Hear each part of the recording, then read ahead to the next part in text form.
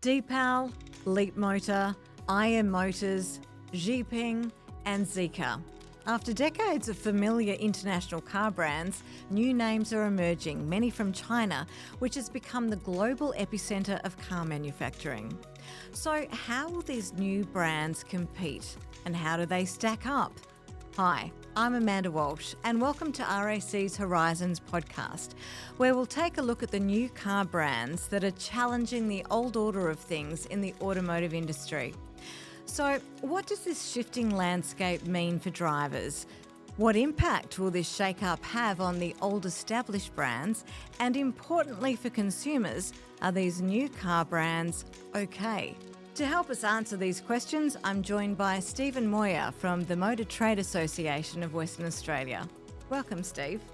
So, in the 60s and 70s, you were either from a Holden family or a Ford family. There was quite a bit of rivalry, a lot of competition, but they were really the only brands around back then, weren't they? Yeah, they were the two major brands. Of course, there were some outliers. I mean, we had Austin, Hillman from the UK, but we also had Valiant.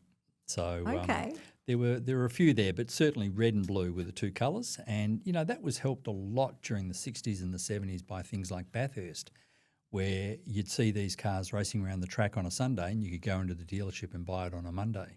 And sadly, those days have gone. But, yeah, we were very much a two-horse show, and those two horses really served Australia well right through to the 2000s.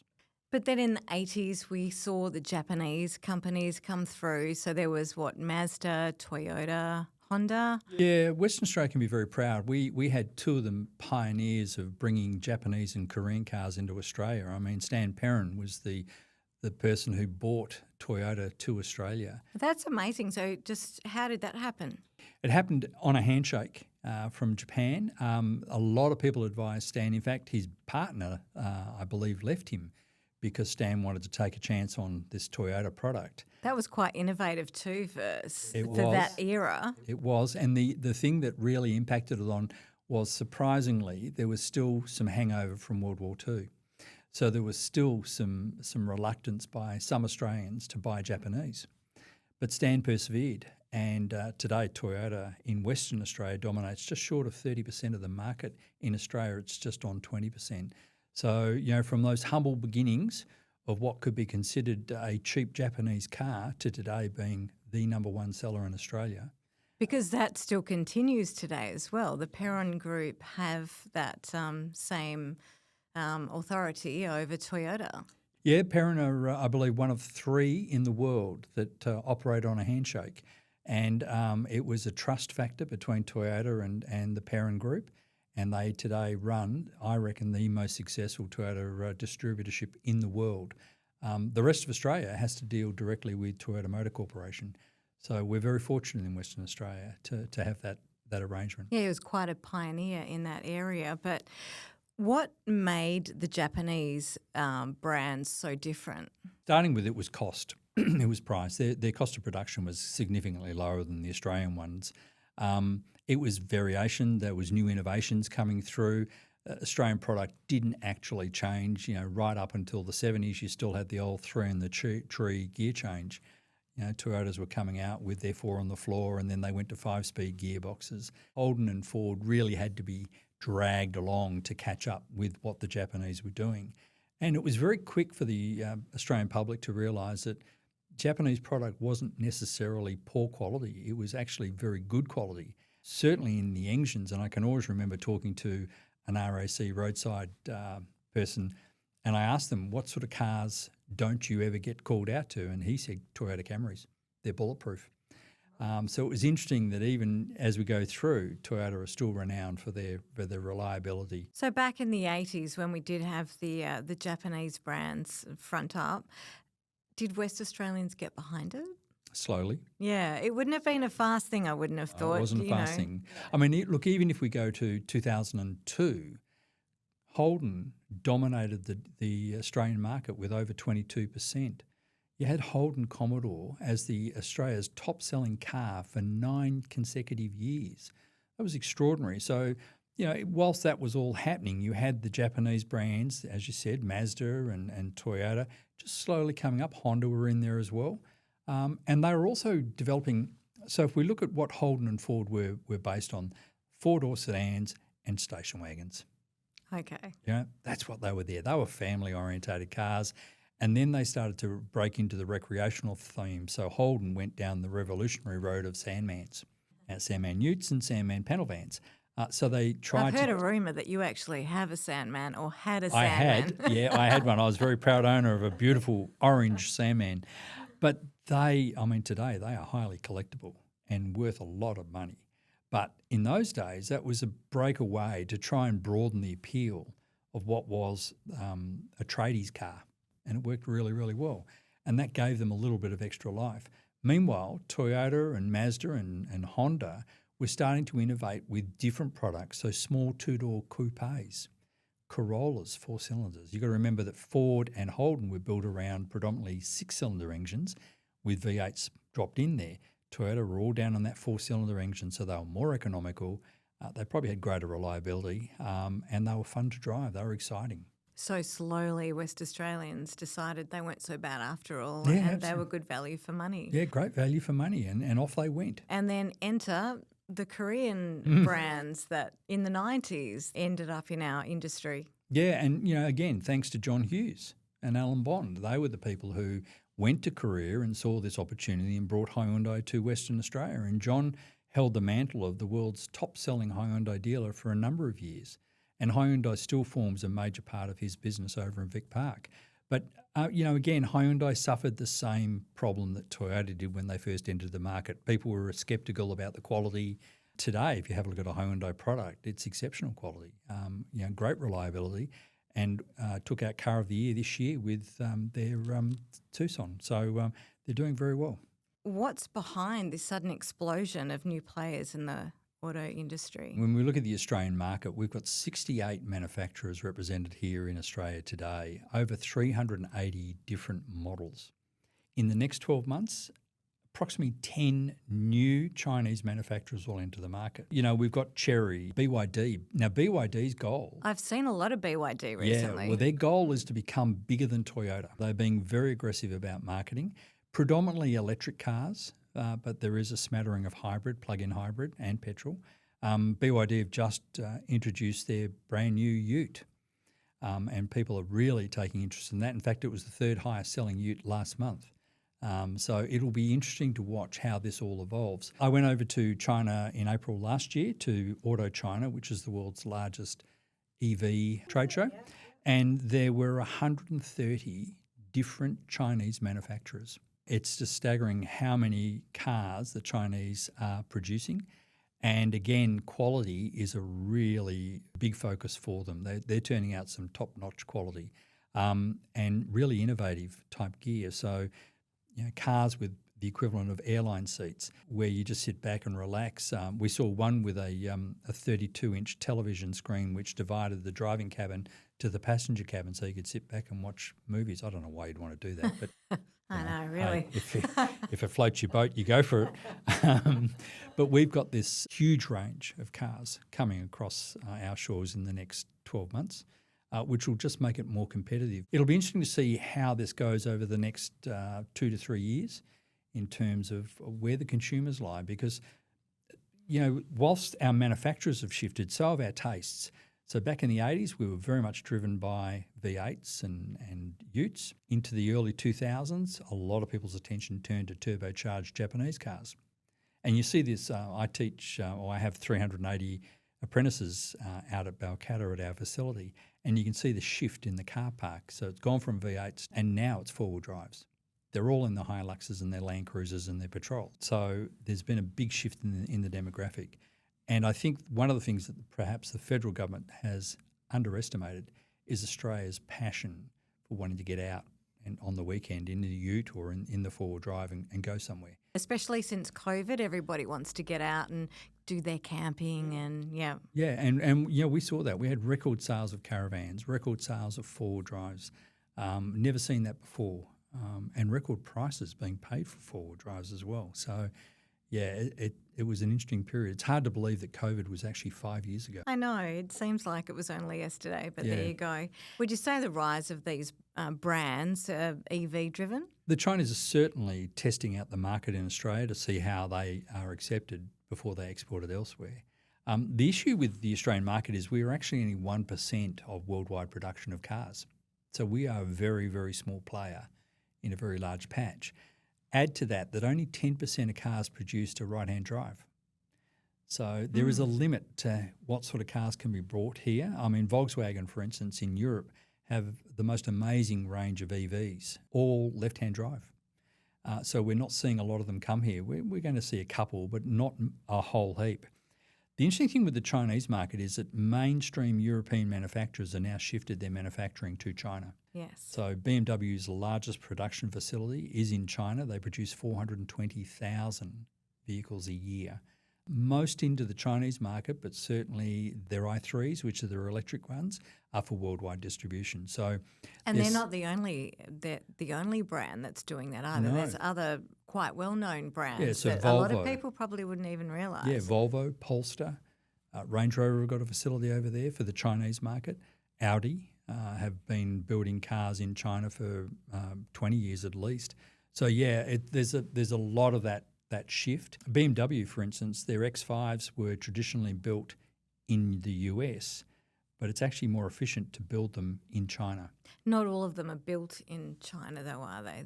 Not yet. No, not yet. There's a big plant in the US, but I think eventually they will move them across, particularly with the current situation. It's not really publicised, though, is it? It's not, no. And I think the thing that surprises some consumers is if, for instance, I bought a Polestar, I would expect it to be Swedish. Yeah, exactly, right? Yeah. And I think that's a fair assumption. Now, it is Swedish technology, and the technology in the manufacturing of the car is very clearly Swedish, but it's just made in China. Yeah, that's like the MG. That really threw me when I found it. I went, oh my God, that's always been quintessentially British, English, hasn't it? Yes. Yeah, and we still get calls from people saying, I bought an MG and I thought it was British. And we're going, well, no, it hasn't been British for a long, long time. Yeah. So, it's interesting. So getting back to the explosion that we were talking about, do you think Tesla's influence has had anything to do with it? Tesla's had a real kneecapping of late in terms of people like BYD who are producing cars that are as good as, if not better, in technology than what they were producing with Tesla. And you've seen that with Tesla absolutely dropping their prices to try and match the Chinese product. But I think Tesla were the pioneer in the EV sector, and a lot of people jumped on board that. But now we're getting all these additional players and all this new product coming through. But I think what's going to be interesting to watch is the battery technology. And I'll use our good old mobile phones as a great example. When mobile phones first came out, they were a brick. And today, they're wafer thin and they take videos for hours and photographs for hours, and their capacity is just endless. I think you're going to see that evolution with battery technology. Okay. But then there's also other technologies that will come through. So some of the mainstream manufacturers like Mercedes and BMW are starting to wind back a little bit on their EVs to focus more in BMW's case, hydrogen fuel cell technology, which has really shown some significant promise in the European market. But they'll also look at getting greater efficiencies out of combustion engine technology. So refining how engines work, and F1's a great test bed for combustion engines when you look at what they're doing. Basically, cars are becoming less about traditional engineering and more about technology, really. Yeah, they are. Look, Australians are still very much brand orientated. There's no doubt about that. That's why Toyota have got such a strong following. That's why Hilux and cars like Ford Ranger dominate that ute market, and in fact, overall car sales dominated by SUV type cars. The real emergence for us lately has been hybrid technology. So Toyota lead the pack in hybrids. People see it as a way of getting cheaper motoring because they do. I've got 30 plus hybrid cars on my fleet, and they're easily doing 800 to 1,000 kilometres a tank, whereas a conventional car will do between 400 and 500. So you're doubling your range, so you're saving money, and it's only marginally more expensive $2,000 or $3,000 to get into a hybrid as opposed to the standard model. But we've now seen the RAV4 hybrid as the number one seller. Well, I'm not surprised because I see them everywhere. Yeah, and they're fantastic. Yeah. And their resale is really, really good, strong. You know, if you go to the premium end of the market, you've got some really interesting things happening. Audi are investing heavily in their e-tron range, and Porsche have just introduced their new Macan EV to replace the combustion engine in total, which is surprising given that's their number one seller. Mercedes are going down the pathway, BMW also. So at the premium end of the market, you've got some great product. And then, you know, as I say, at the lower end of the market, you've got some good pricing. But it's still expensive. EVs are a very good product, but they are expensive to get into. The other hidden factor is the depreciation value for used EVs, which a lot of people don't talk about. Tesla owners, for instance, are finding it difficult to offload their Teslas to buy a new one because the prices have fallen. So we've got to sort of find a way of capping that and maintaining their values. Let's just take Zeekr, for example. Like, it was only founded in 2021. And so how much confidence can we as consumers have in such a young company? I think you can have a lot of confidence. We went to a Zeekr dealership in Beijing, very much like an Apple store. 4 or 5 cars on the showroom floor. You go upstairs to a beautiful, almost like a frequent flyer lounge where you do the transaction. The thing that really impressed us was the quality of the Zeekr range. Unfortunately, they've only brought 2 of their offerings out to Australia currently. We're hopeful they'll bring the rest because the rest are really exciting. So I believe we've got a people mover and a small, probably equivalent to the BYD type car, 4-door sedan. But there's some tremendous stuff in there. And their fit out interior-wise and technology-wise is probably some of the best I've seen in any car range. So what are some of the more interesting features of these new brands coming through?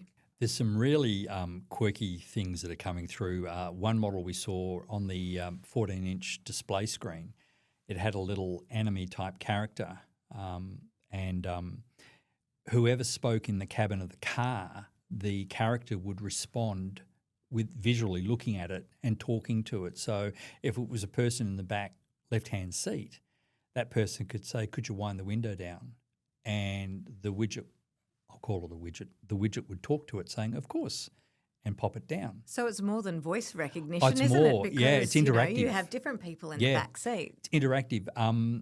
It was a female caricature, so I'll say she. She could recognise if you had put your seatbelt on.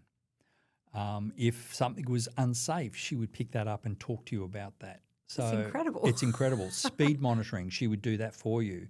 So she was almost a virtual assistant in the car, but the fact that she would respond to wherever the person was speaking from was... I know, you wouldn't want to spill your coffee, would you? Yeah. So Mercedes introduced a feature like this called Hey Mercedes a few years ago, and that was sound orientated, so it would direct to where the voice was coming from. But to actually have a character on the screen who's looking at you and talking directly to you was really, really nifty, and that had a lot of people very excited. Do you think that will just become commonplace Yeah, soon? I think it will. I think virtual assistants in a car, we're seeing it with now with your iPhones, with Siri. Yeah, you can tell Siri what to do. I know a number of the manufacturers, and Mercedes were having this problem that every time you said Mercedes, of course, the virtual assistant would spring into life. And, of course, you don't want to talk to it all the time. You maybe just want to talk about the car. Occasionally. Occasionally. So they're coming up with this sort of really innovative, attractive type feature into cars, which makes driving fun. And that's what they're trying to do. So what are like the big hitters from China? Which are the best brands coming through at the moment, would you say? It's hard to say which are the best. There's a lot which are very much the same. They all look the same. But, as I said, we've got 10, maybe more manufacturers bringing their cars out. And, I've got a listing down here. BYD are here, MG are here, Haval, GWM, Chery. Jayco is a new one. Deepal have great... Jayco, don't they have caravans? Yeah, caravans. Almost same spelling. Deepal do a tremendous looking, it's almost a copy of a Prado, which is exciting. You've got GAC, Geely, which people may not know that Geely actually own Volvo and Polestar. Right. So they're there. Zeekr, as we've just talked about, Leapmotor and Xpeng. So they're just a few of the new manufacturers that will be bringing product into it. My fear is that the market's going to get so saturated with different manufacturers, people are going to start getting very confused. You can put too many different models into a marketplace, and we become a market of what I would call 1%ers or less. They hold less than 1% of market share. As I said, BYD are really driven on taking over Toyota's mantle as Australia's top-selling car. And how are they going with that? Well, they've got 4 or 5 cars right now, and they're very impressive to look at. So it'll be interesting to see how they pursue that one. And how are West Australians going with all of this? Well, are they getting behind them? Yeah. And, well, I guess everyone loves a bargain, but you've said they're actually not that cheaper, that much cheaper. They're not that much cheaper, but you only have to see how many BYDs. So they've got their Atto 3. We've got the Shark, which is the ute, the hybrid ute. There's the dolphin and the seal and every other fish variety you can think of. They're out there, and they're good-looking cars, and they're in numbers. So people are clearly taking up the challenge of having a look at this product. Well, second to price, when it comes to Australians buying cars, safety is number 2. So how does that stack up with the Chinese brands? So we have ANCAP ratings, 5-star ratings, 4-star ratings, and all these cars have been put through ANCAP, and they've all passed with flying colours. So there's no concerns over safety. What will be interesting is the dealer network that they establish here to make sure that consumers have backup. That will be the key. Backup is in terms of servicing and warranty and parts if you need them. That will be key. Okay, well, take me through that. The Chinese way of doing business is very different to the Australian way of doing business. And because we are remote, it's more difficult for them to understand our parts demand.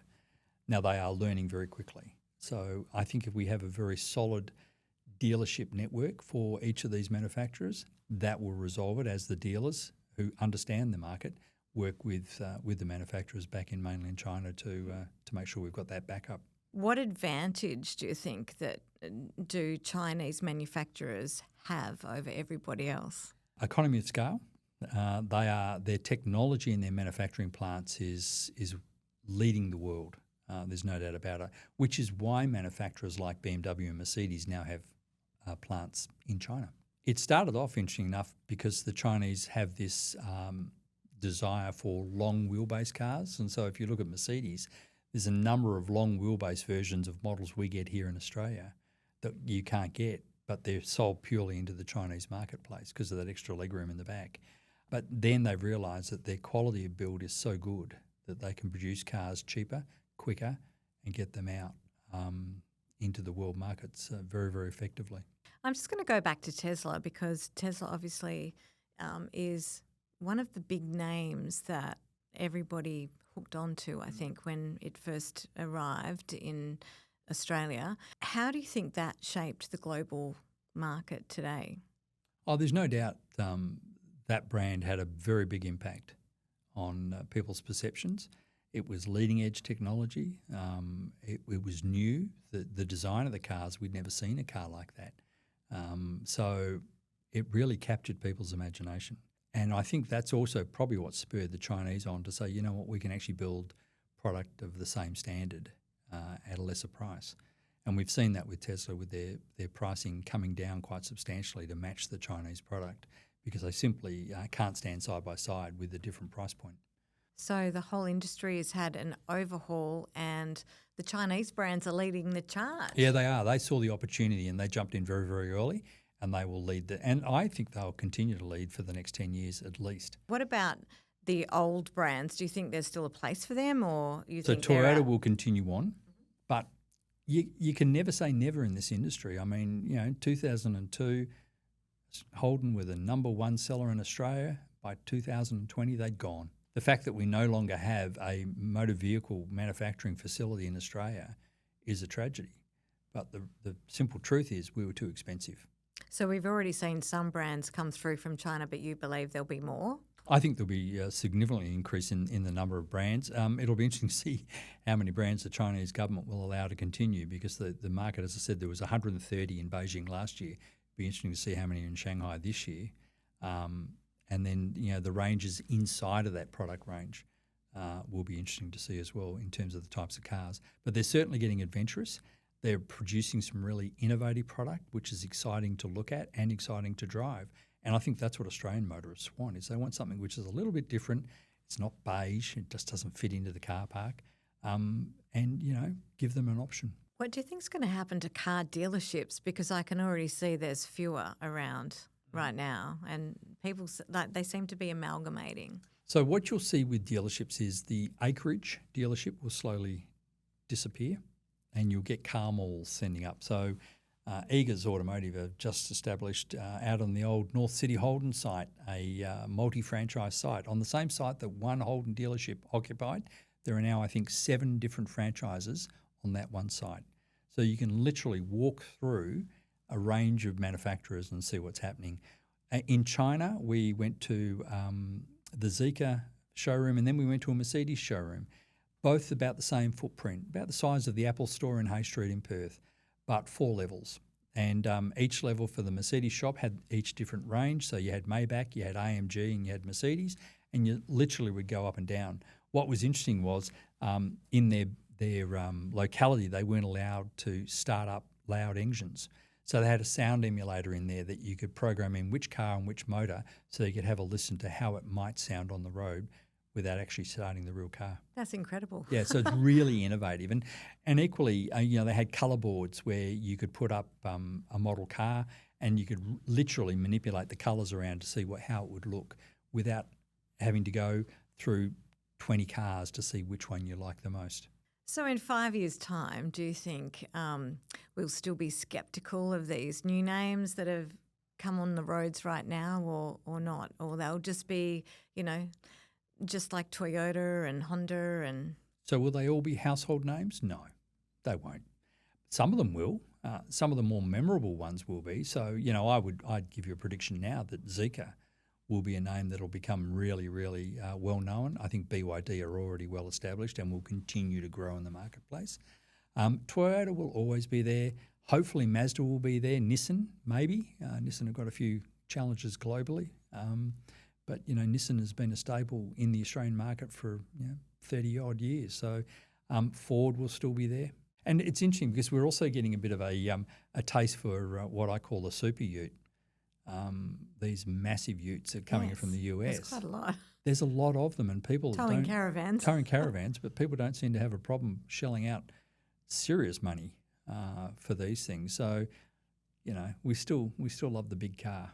So overall, what are the biggest risks of choosing, a new, lesser known brand over one that's been around for a long time? I don't know whether it's just less a brand. I think for me, it's surety of future value into the future. What's this car going to be worth in 5 years' time? So that's the risks. What about the rewards? Well, the rewards are that you're getting the latest product with the latest technology, and something hopefully that you enjoy driving. I think that's the other thing, is that people would need to enjoy what they're driving. They need to feel good about it. They need to feel safe. They need to make sure that kids, for instance, are safe in the cars. I mean, we're now seeing in the US and parts of Asia these self-driving autonomous vehicles that will literally pick you up from the airport and take you to your hotel. Oh, it's like the Jetsons. Yeah, the one that comes to mind is Waymo in the US. Amazing. Now, the question I always pose to people is, would you be prepared to put your kids in one? That's a good thought. It's a good thought, but they've got a very low incident level. They seem to be performing well, so maybe that's the way of the future. Certainly the Chinese, what we saw was they are starting to produce product which is fully autonomous, so that you can literally sit back in a lounge-type recliner and just be driven to your destination by telling the system that that's where you want to go. Oh, that's a little bit scary though, isn't it? It is. It's a bit Jetsons. Definitely. But if you were buying a car today, would you consider one of these new brands, or would you just stick to something that you already know? Oh, look, I'm very much a legacy guy. Sorry, I'm old-fashioned. So I do like the mainstream manufacturers. Would I be put off by buying one of these new ones? No. Look, Zeekr had a car on show last year that was a high-performance sports car. It could do 0 to 100 in around 3 seconds, which is phenomenal speed. The finish on it had Alcantara leather, had Bose sound systems, you name it, it had it. And it was sensational. So would I drive that? Yeah, that'd be fun. Well, it's definitely an interesting time on our roads, that's for sure, isn't it? With all these new players.